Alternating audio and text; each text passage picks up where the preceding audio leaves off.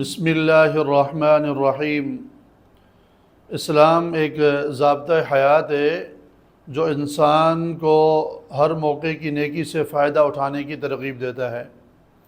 ان مواقع میں سے ایک موقع ہے ذی الحجہ کا عشرہ۔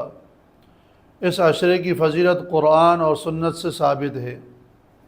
اس عشرے میں مسلمانان اسلام اللہ تبارک و تعالیٰ کا حکم پورا کرتے ہیں، حج کے ذریعے اور قربانی کے ذریعے اور باقی احکامات کے ذریعے۔ بہت سارے لوگ یہ مسئلہ معلوم کرتے ہیں ذی الحجہ کے عشرے میں کہ قربانی کس شخص پر واجب ہے، تو یہ مسئلہ خوب سمجھ لیجئے کہ قربانی اس شخص پر واجب ہے کہ جو عاقل ہو اور بالغ ہو اور مقیم ہو اور صاحب نصاب ہو، چاہے وہ مرد ہو یا عورت ہو، تو لہٰذا اس شخص پر جو ہے وہ قربانی کرنا واجب ہے۔ اب صاحب نصاب کیا ہے کہ کسی آدمی کے پاس سونا ہو 7.5 تولہ سونا، یا یہ ہے کہ کسی آدمی کے پاس 52.5 تولہ چاندی ہو یا اس کے برابر رقم ہو، تو وہ آدمی صاحب نصاب کہلائے گا، اس پر قربانی کرنا واجب ہے۔ لیکن اگر کسی آدمی کے پاس نہ سونا ہے 7.5 تولہ اور نہ چاندی ہے 52.5 تولہ،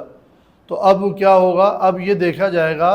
کہ اس آدمی کے پاس یا کسی شخص کے پاس مثلا تھوڑی سی چاندی ہے، تھوڑا سا سامان وغیرہ ہے اور تھوڑی سی گھر میں رقم پڑی ہوئی ہے، یا یہ ہے کہ ضرورت سے زیادہ کوئی مکان ہے یا ضرورت سے زیادہ کوئی اور گھر میں سامان ہے، تو ان تمام چیزوں کو مجموعی طور پر ملا کر ان کی رقم کو دیکھا جائے گا۔ اگر ان تمام چیزوں کی رقم 52.5 تولہ چاندی کے برابر ہے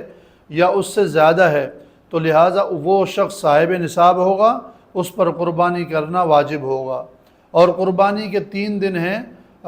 12 ذی الحجہ تک ہے، تو لہٰذا اگر کسی آدمی کے پاس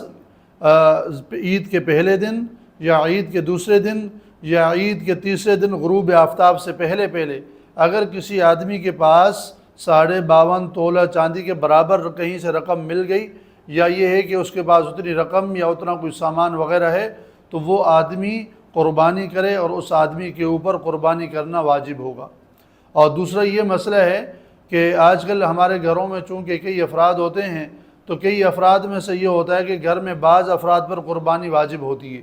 تو گھر کا جو سربراہ ہوتا ہے وہ کیا کرتا ہے کہ وہ ایک ہی بس قربانی کرتا ہے اپنی طرف سے، باقی گھر کے دوسرے افراد قربانی نہیں کرتے، تو لہٰذا جن پر قربانی گھر میں واجب ہوگی،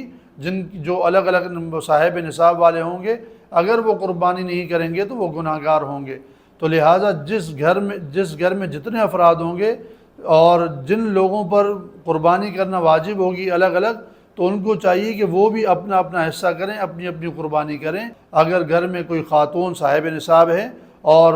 گھر کا کوئی سربراہ مرد آدمی وہ بھی صاحب نصاب ہے، تو دونوں پر الگ الگ قربانی کرنا واجب ہے۔